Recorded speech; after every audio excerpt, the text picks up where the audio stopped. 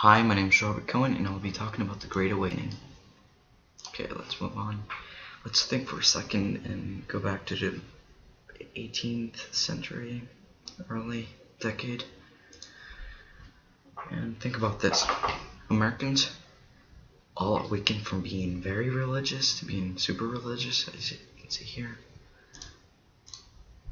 Very religious and super religious. Okay. The Great Awakening took place in the early decades of the 18th century, like I said before, and it was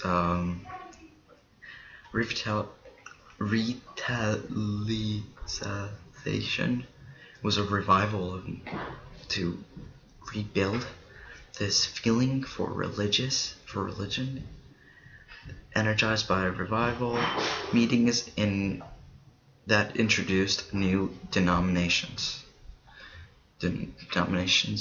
So in the early part of the 17th century, most of the English colonists and were Anglicans.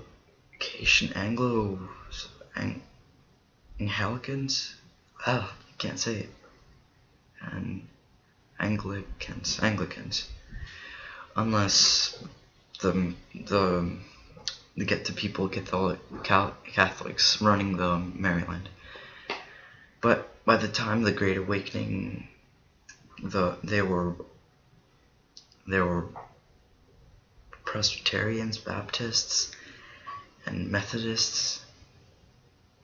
Even though old line congregation churches were challenged by so-called New Light ministers who placed less emphasis on predestination and more on individual experience of salvation and being born again, so reincarnation. And here, let's move on. Let's just pause for a second and talk about this guy. There's not much to say, but John Edwards was a leading thinker of the Great Awakening. And I'll tell you something about it. You can see it in the board right now.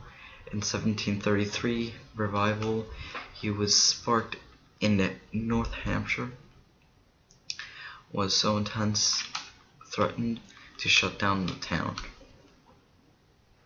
So I won't go deep into him because I want to finish this and I don't want to waste your time, so let's move on. And so religion became much more emotional in the colonies, especially after a arrival of Englishman George Whitefield, and he was on a preaching tour from 1739 to 1741. The main thrust of his sermons was that humans need only repent to avoid the horrors of damnation and be saved. And he also believed that salvation was within each individual.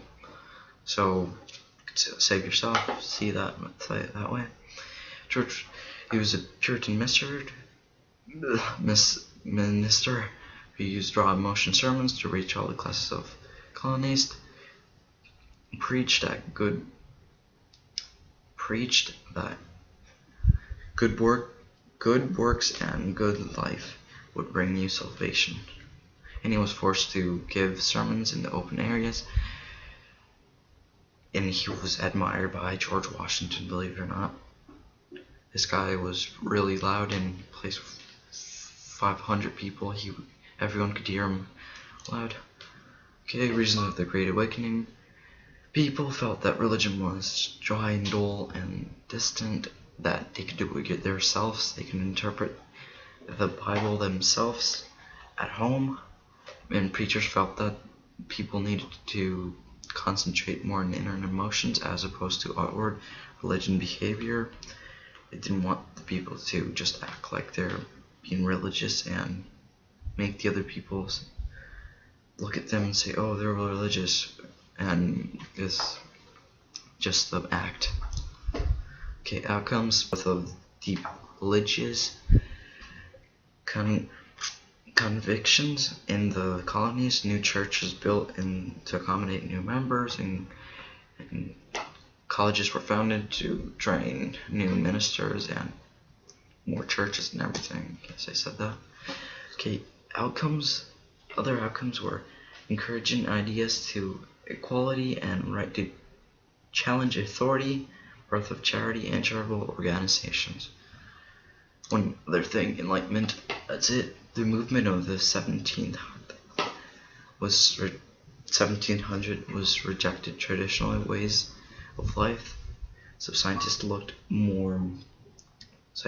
for more rational and scientific ways to explain the world and we live in, and not instead of religion. It was emphasized on the science and reason to explain things.